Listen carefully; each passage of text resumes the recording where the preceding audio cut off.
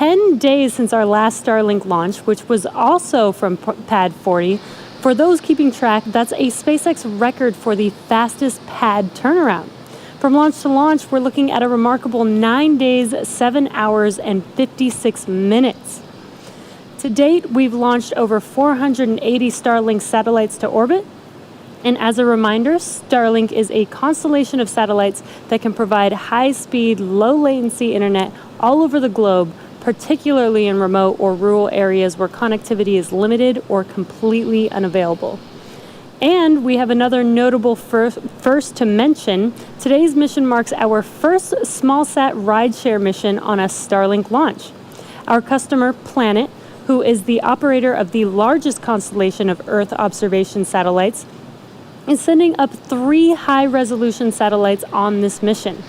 These 3 SkySats will be joining 15 already in orbit, and 3 more will be deploying on a separate Starlink mission later this summer, which will complete their fleet of 21 SkySats. What's really quite remarkable is the contract for the rideshare was signed just 6 months ago. As part of our new rideshare program, we're offering sun-synchronous orbit missions approximately 3 times a year and have a frequent launch opportunities to mid-inclination. For details or to reserve your spot, head over to our website, spacex.com/rideshare. In order to make room for Planet's 3 SkySats, instead of launching 60 Starlink satellites, as we've traditionally done in the past, today we'll be sending 58 into low Earth orbit. Planet's SkySats will deploy in 3 sequential maneuvers beginning at about 12 minutes after liftoff, and the Starlink satellites will deploy approximately 14 minutes later, or 26 minutes after liftoff. Now, we won't see the Starlink satellites deploy today since we will not have ground station coverage at that time. However, we will keep the webcast going until we reconnect with the satellites at about T+39 minutes to get confirmation of a successful deployment. So we're at T-8 minutes and 10 seconds and counting, and all systems are go for an on-time liftoff this morning. If for any reason there is a hold on the countdown today, we do have a backup launch window opportunity tomorrow at 4:59 a.m. Eastern.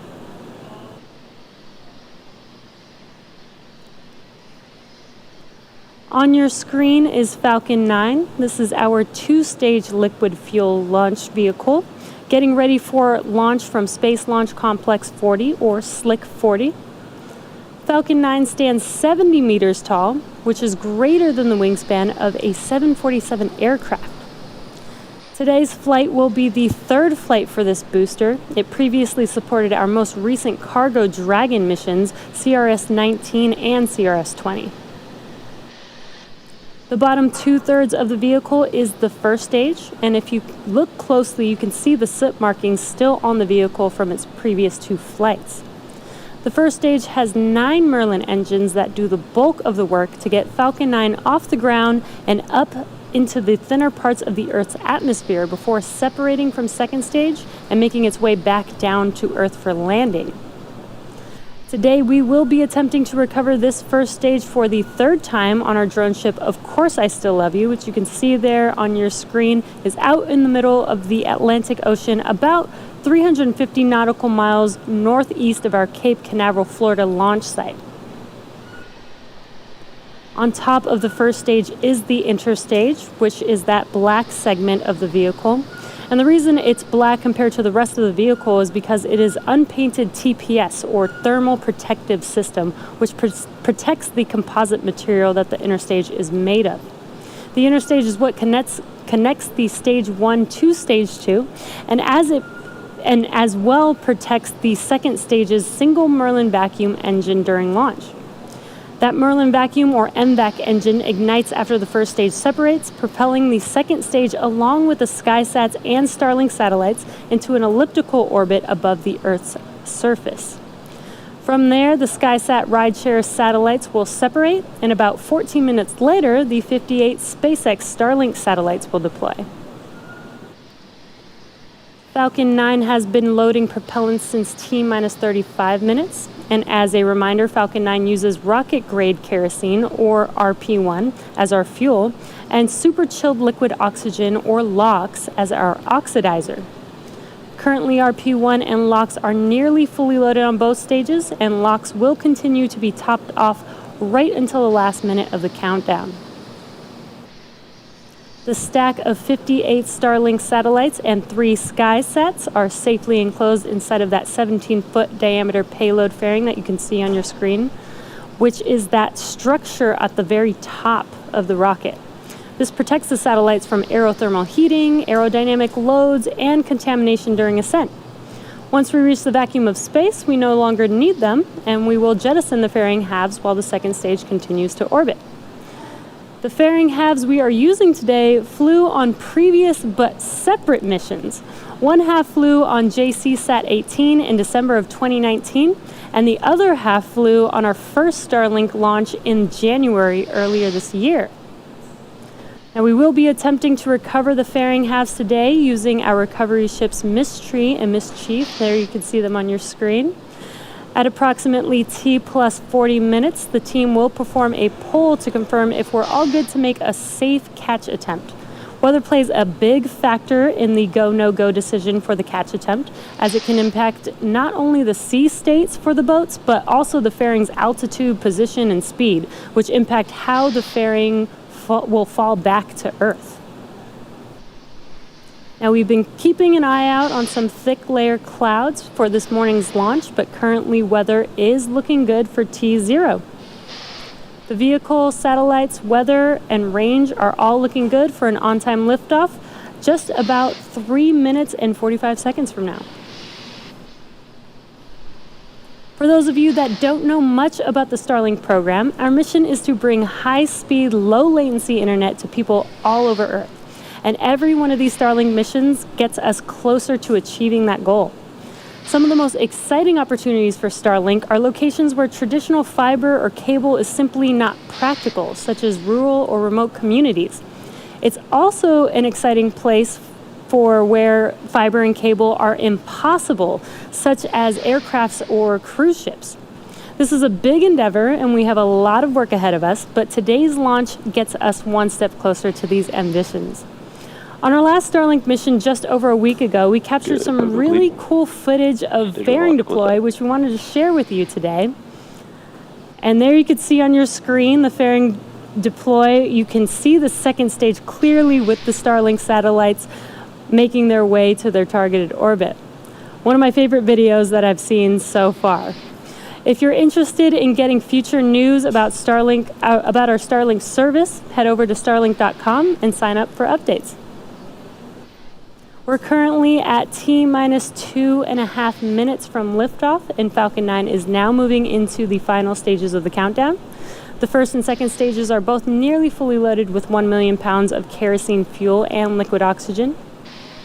Super chilled liquid oxygen, which, as I mentioned earlier, is our propellant oxidizer.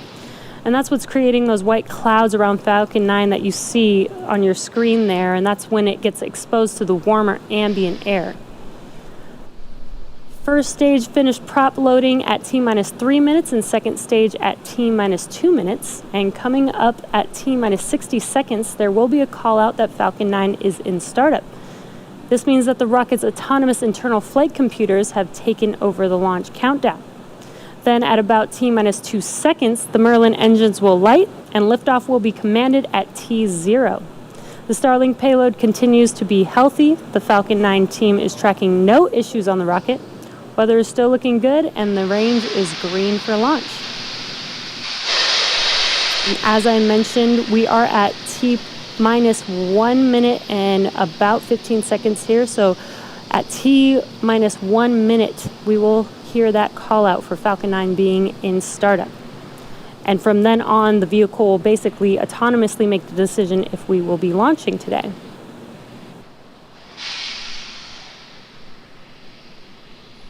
Falcon 9's in startup. And there's that confirmation that Falcon 9 is in startup. Next up at T minus 45 seconds, we should hear the call out for a go for launch. LD is go for launch. And there's that call out for go for launch. So as we're approaching T0, it is T minus 35 seconds. Let's watch and listen into the nets and watch this liftoff of T-minus 30 seconds. Of our Starlink payload with our planet's SkySats.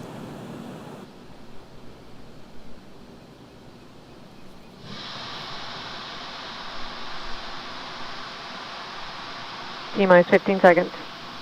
Falcon 9 is configured for flight. 10, 9, 8, 7, 6, 5, 4, 3, 2, 1, 0. Ignition.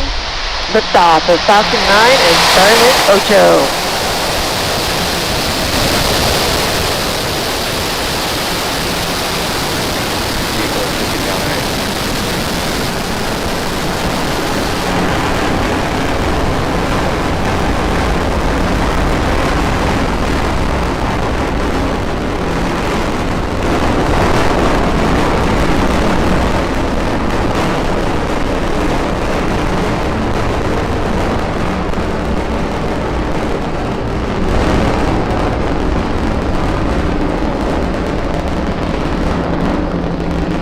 T plus 40 seconds into flight, and Falcon 9 has just had a successful liftoff. Telemetry are nominal.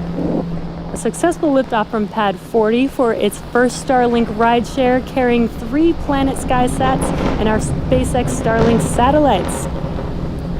Next coming up will be Max Q, and that is the maximum aerodynamic pressure that the vehicle sees, the largest structural load that the vehicle sees throughout ascent.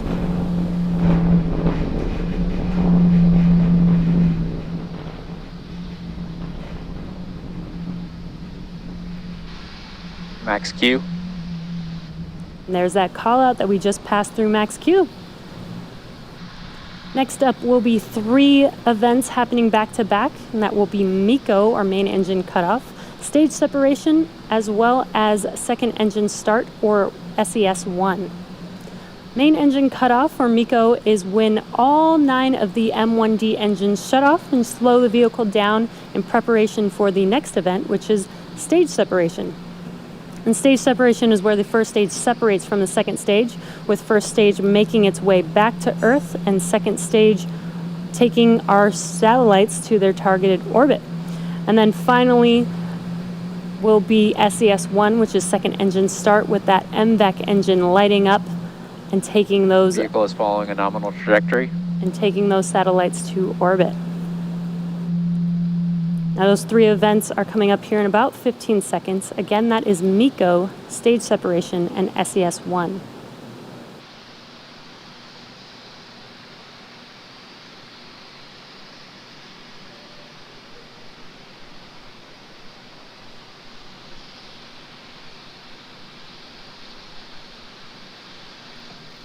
MECO. Stage separation confirmed.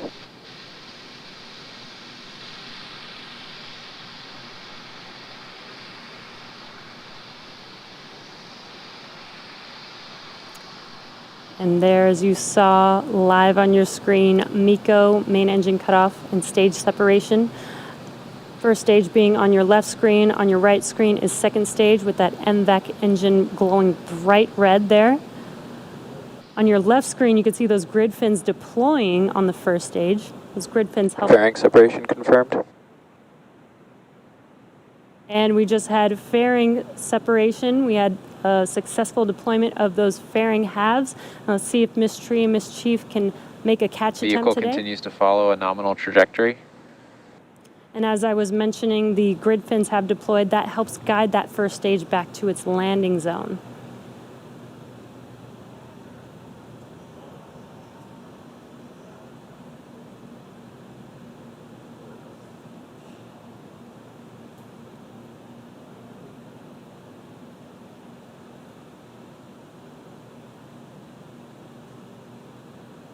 Acquisition of signal, Bermuda.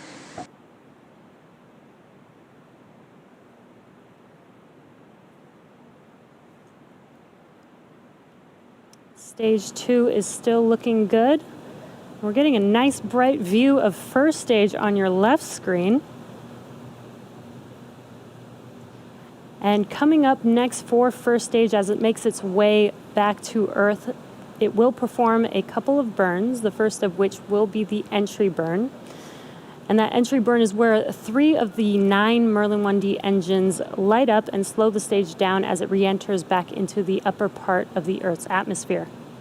The second burn is called the landing burn, and this is when the single engine on the vehicle, the E9 engine, ignites and brings the vehicle speed down rapidly in order to land on the drone ship. And again, we are attempting to land on our drone ship, Of Course I Still Love You, today.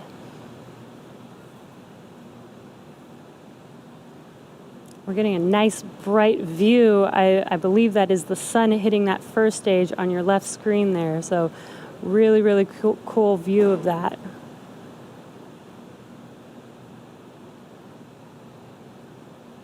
Second stage is still looking good. That is on your right screen.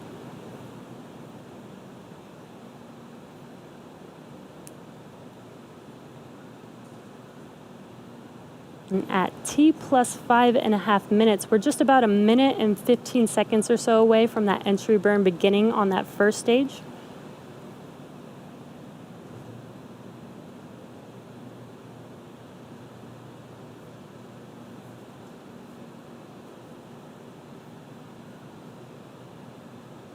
Vehicle continues to follow a nominal trajectory.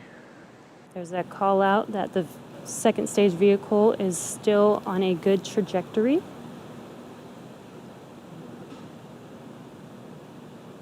And again, that first stage is making its way back to our drone ship, Of Course I Still Love You, with the entry burn coming up here in about 30 seconds or so.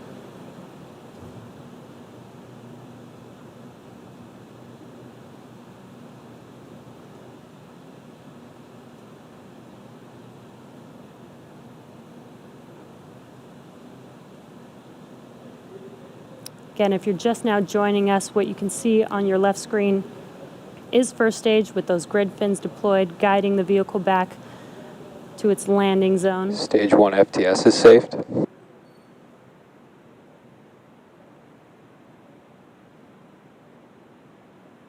Stage 1 entry burn has started. And there you can see that the entry burn has begun. It's lighting up that screen pretty bright there. The entry burn will last about 20 seconds long.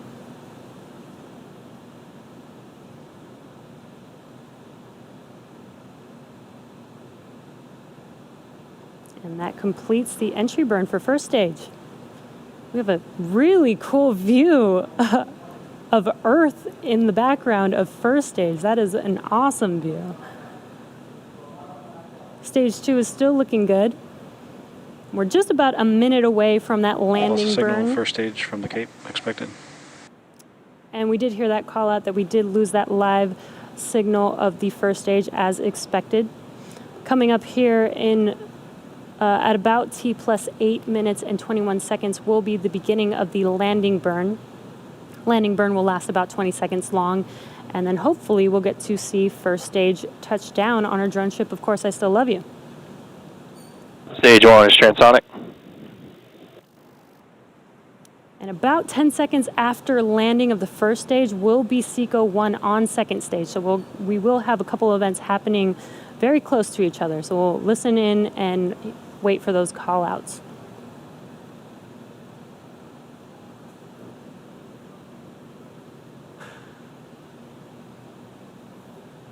Stage 2 has entered terminal guidance. Stage 1 landing burn has started. And that landing burn has begun on the first stage. Again, this will last about 20 seconds long. Let's wait and watch to see if we can land this booster Stage for 2 a third FTS time. is saved. Stage 1 landing legs have deployed.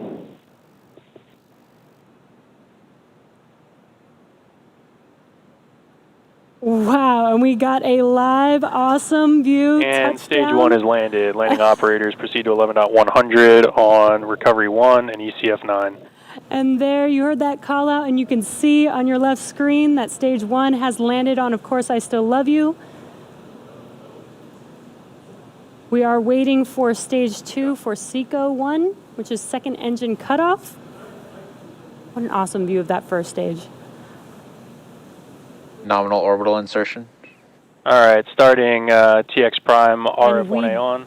we did confirm Acquisition signal SECO definite. Loss of and signal confirmed Cape good expected. orbit. So now that second stage is going to coast in this orbit for a few minutes. We're going to take a quick break and return back at T plus 11 minutes and 30 seconds for the deployment of Planet's 3 SkySats.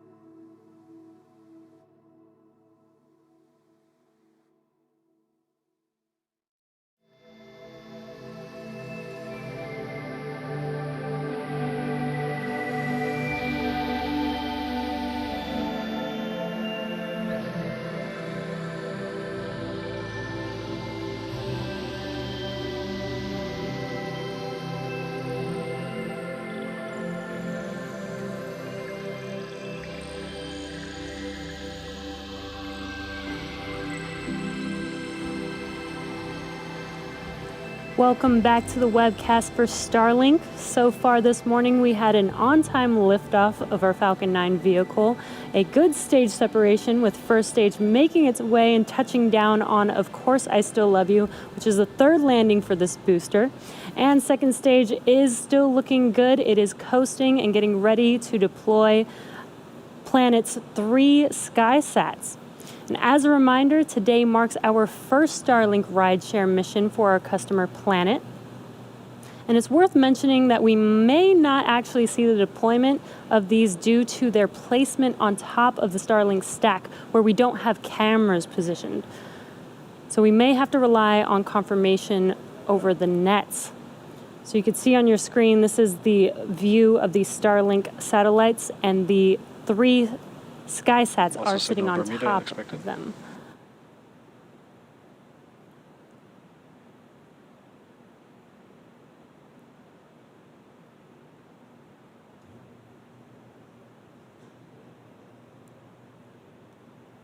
Should be hearing a call out for the first SkySat shortly. here. SkySat 1 separation confirmed. And there's that confirmation that that first SkySat has deployed. Now these 3 SkySats. Oh, and it looks like we can actually see there's that first SkySat satellite. Pretty awesome view. We should hear a call out for the second one here shortly. They're deploying in about 30-second increments here. SkySat 2 separation confirmed. And there's the confirmation for the second SkySat. And since we saw the first one, I think we should be able to see that second one shortly here as well. And there you can see it. Very cool views today. Now we just are waiting for that third and final SkySat here shortly. SkySat 3 separation confirmed. And there's confirmation of separation of that final SkySat. These 3 SkySats will be joining 15 already in orbit, and 3 more will be deploying on a separate Starlink mission later this summer, completing their fleet of 21 SkySats. Now, stage 2 is going to continue to coast in this orbit for a few more minutes. During this time, it will start to spin on its central axis, giving the Starlink satellites the momentum that they need to space themselves out over time after they deploy at T plus 26 minutes. And as I mentioned earlier, because we will not have ground station coverage at time of deployment, we will not have visual or audio confirmation of a successful deploy until we reach the next station at Diego Garcia about 25 minutes from now. So with that, we're going to take another break here and return back at T plus 38 minutes so that we can confirm live a successful deployment of our 58 Starlink satellites.